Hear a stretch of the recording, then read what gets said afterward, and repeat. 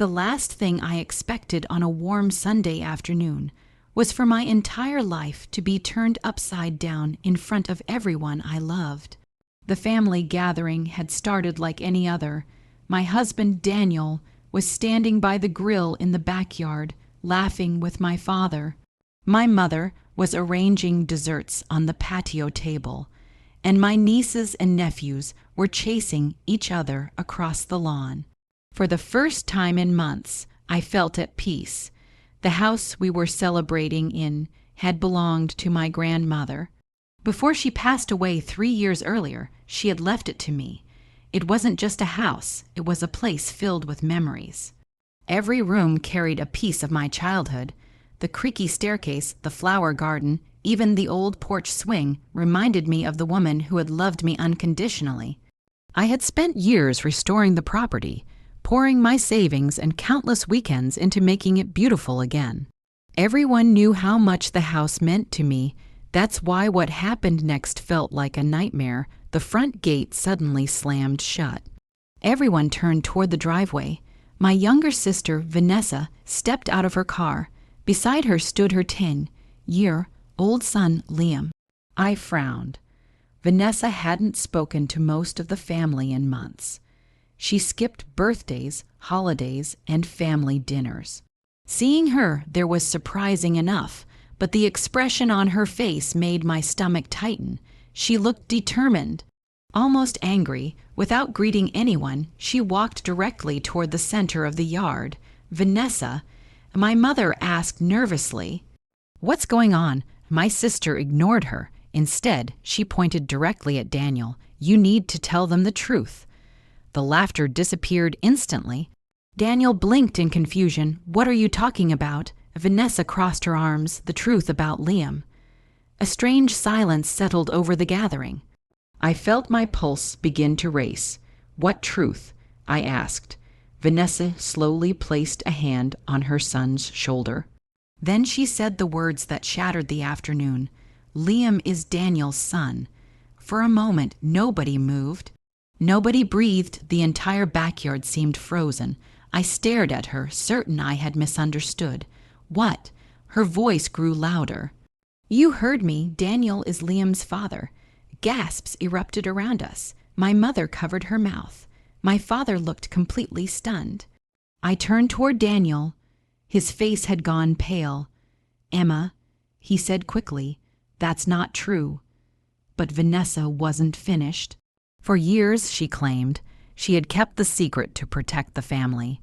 She said she had raised Liam alone while Daniel enjoyed his perfect marriage. Every sentence felt like a knife. I could barely process what I was hearing. My husband denied every word. Yet some relatives were already exchanging suspicious looks. The whispers began, the judgment, the doubt. Then Vanessa delivered the final blow. "If Daniel is Liam's father," she said firmly, "then my son deserves his share." My stomach dropped. "What share?" She pointed toward the house, half of this property. The backyard exploded into chaos. People started talking over each other.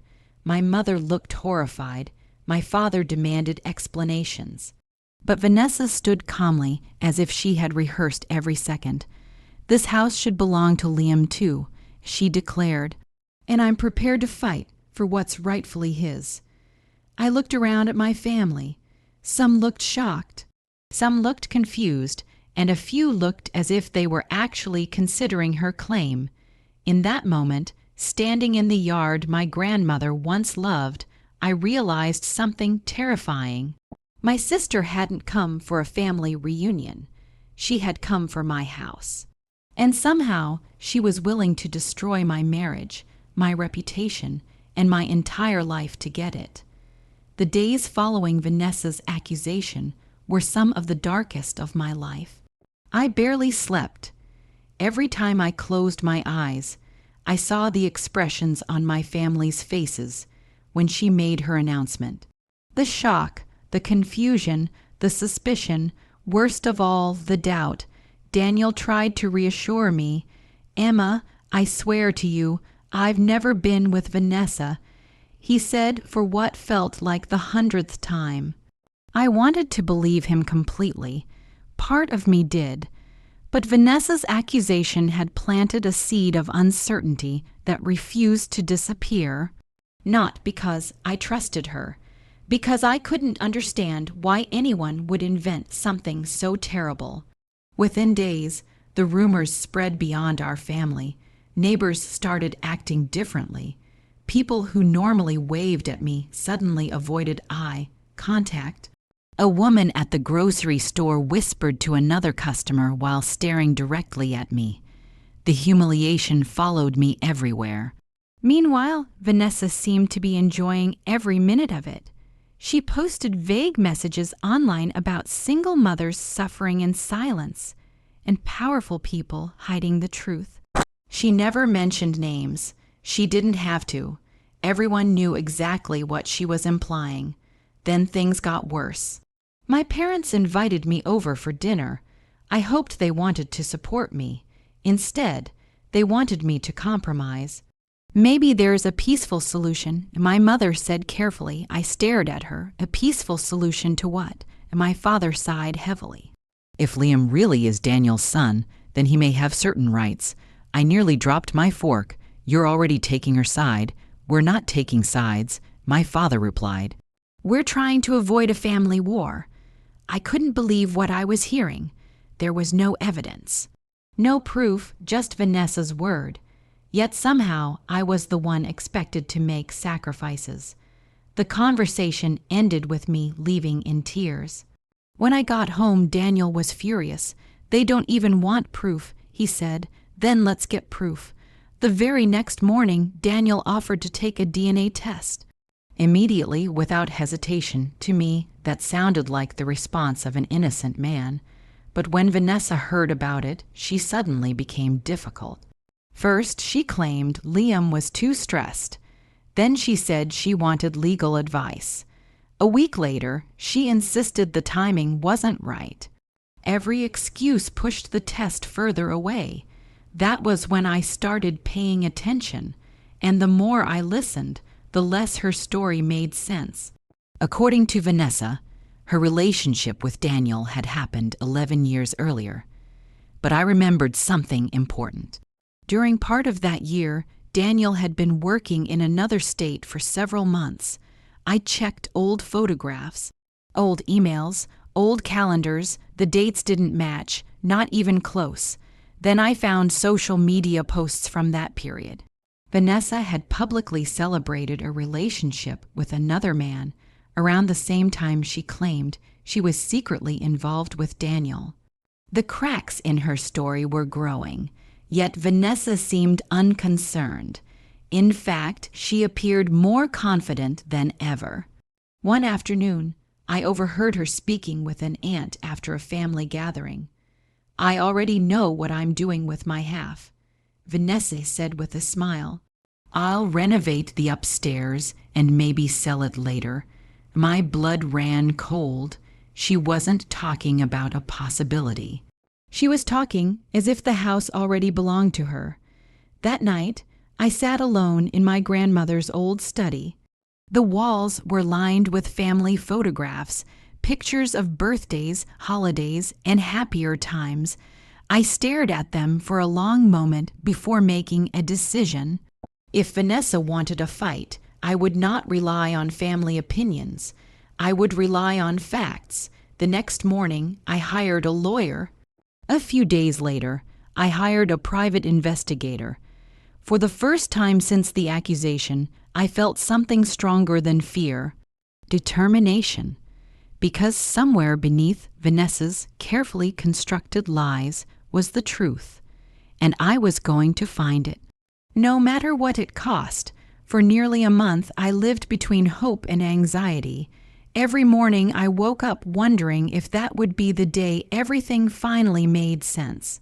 Every night, I went to bed replaying Vanessa's accusations in my head. But unlike my sister, I wasn't building my case on lies. I was building mine on facts. The private investigator I hired, Mr. Collins, worked quietly and thoroughly. He gathered records, tracked timelines, and interviewed people connected to Vanessa's past. At first, the information came slowly. Then suddenly, everything began falling into place. One rainy afternoon, Mr. Collins called me. "I think we've found something important," he said. My heart started pounding. An hour later, I sat across from him in his office. He slid a folder across the desk. Inside were photographs, public records, and copies of old social media posts. There was one photograph that immediately caught my attention. Vanessa stood beside a well, rest man at a beach resort. The picture had been taken 11 years earlier, the same year she claimed Daniel had fathered Liam. "Who is he?" I asked. Mr. Collins leaned back. "His name is Richard Warren." The name meant nothing to me. But what I learned next changed everything. Richard was a wealthy real estate developer who had dated Vanessa briefly around the time Liam was conceived. More importantly, records showed that Vanessa had attempted to contact him repeatedly over the years, not as an old friend, as someone seeking financial support. According to the investigator, Vanessa had privately claimed Richard was Liam's father years ago. I stared at the documents in disbelief. Then why accuse Daniel now? Mr. Collins opened another file. "Because of your house." I frowned. "What do you mean?" He showed me property valuation reports. Over the past 3 years, my grandmother's house had nearly doubled in value due to new developments in the area. The property was now worth far more than Vanessa had originally believed. Suddenly, everything made sense. This wasn't about Liam. It wasn't about family. It wasn't even about revenge. It was about money. Vanessa had seen an opportunity and decided to take it. Meanwhile, my lawyer continued pushing for an official DNA test. This time, Vanessa couldn't avoid it. The legal pressure became too strong. After weeks of delays, she finally agreed. The day of the testing felt endless. Daniel remained calm, but I could see the strain in his eyes. Our marriage had survived the accusations so far, but the emotional damage was undeniable. Now everything depended on one result. A week later, my lawyer called. His voice sounded unusually cheerful. "Emma," he said, "the results are back." I gripped the phone tightly, and there is zero biological relationship between Daniel and Liam. For several seconds, I couldn't speak. The weight I had been carrying for weeks seemed to disappear all at once. I burst into tears, not from sadness. From relief, Daniel was innocent. The accusations were false. The nightmare was finally ending, but I wasn't finished. The DNA results were only part of the story. I wanted everyone who had doubted us to see the complete truth. Together, my lawyer and investigator assembled everything: the DNA report, the timeline contradictions, the records connecting Vanessa to Richard Warren, the messages showing her discussions about property values. The evidence formed a devastating picture of calculated deception. When everything was ready, I invited the entire family to a meeting at my house. Parents, aunts, uncles, cousins, everyone. Word spread quickly. Vanessa agreed to come. In fact, she seemed unusually confident. She arrived wearing a smug smile, acting as though victory was already hers. As family members filled the living room, she sat comfortably on the couch. Her son beside her, her chin held high. She had no idea what was waiting inside the folder resting on my coffee table. And as I looked around the room, I realized something. For the first time since this nightmare began, I wasn't afraid, because the truth had finally arrived, and Vanessa's lies were about to collapse in front of everyone she had manipulated. The living room was packed. Every chair was occupied. Family members stood against the walls. Some looked nervous, while others seemed eager to witness what they believed would be the final chapter of a painful family dispute. Vanessa sat comfortably on the couch with her arms folded. She looked confident, almost victorious, as if she had already claimed half of my home. For weeks, she had controlled the narrative. She had spread rumors, damaged my marriage, and convinced people that she was the victim. Now it was my turn to speak. I stood beside the coffee table and looked around the room. "Thank you all for coming," I began calmly. My father shifted uneasily. My mother refused to meet my eyes. Daniel stood beside me, silent but supportive.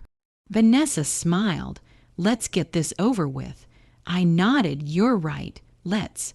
I opened the folder and removed the first document. "The DNA test results have arrived." The room instantly became silent. Vanessa's smile faded slightly. I handed copies to several relatives. My aunt adjusted her glasses and began reading. A few seconds later, her eyes widened. "What is this?" I looked directly at Vanessa. "It proves Daniel is not Liam's biological father." A wave of shocked murmurs spread through the room. Vanessa's face turned pale. "That test must be wrong," she snapped, but I wasn't finished. I placed another stack of documents on the table. "Then let's talk about the rest of the evidence." One by one, I presented everything. The timeline proving Daniel had been living hundreds of miles away during part of the period. Vanessa claimed they were involved. The social media posts showing Vanessa publicly dating another man. The records connecting her to Richard Warren. The messages she had sent years ago identifying Richard as Liam's father. Each piece of evidence struck harder than the last. The room grew quieter and quieter. Finally, I displayed copies of messages recovered during the investigation. Messages discussing the rising value of my grandmother's house. Messages in which Vanessa openly talked about forcing a settlement. Messages proving this entire accusation had been carefully planned. My uncle read one aloud. "If I can make enough noise, she'll give me part of the property just to make it stop." Gasps echoed through the room. Vanessa jumped to her feet. "That's not what I meant." But nobody was listening anymore. The truth was impossible to deny. For the first time since this nightmare began, all eyes were on her instead of me. My mother began crying. My father looked devastated. "Vanessa," he whispered, "how could you do this?" She opened her mouth, but no explanation came. There was nothing left to say. The lies had collapsed. The following weeks brought consequences. Several relatives cut contact with Vanessa entirely. My lawyer filed claims for defamation and legal expenses. The property remained completely mine. Most importantly, Daniel's reputation was restored. People who had doubted him apologized. Some apologies felt sincere. Others came far too late. One evening, my parents visited the house. My mother cried as she hugged me. "We should have trusted you." My father nodded silently. The hurt they caused would not disappear overnight, but hearing those words mattered. Months later, peace finally returned. The garden bloomed again. The porch swing moved gently in the evening breeze. Life felt normal. One sunset, Daniel and I sat together on the porch overlooking the property my grandmother had loved so much. I thought about everything that had happened. Vanessa had wanted my home. She had wanted my marriage. She had wanted my reputation. In the end, she lost all of our trust instead. That was the sweetest revenge of all. Not revenge built on anger, not revenge built on cruelty, but the simple victory of truth. And as I looked at the house glowing in the golden light of sunset, I knew something with absolute certainty. Greed had tried to destroy my life. Truth had saved it.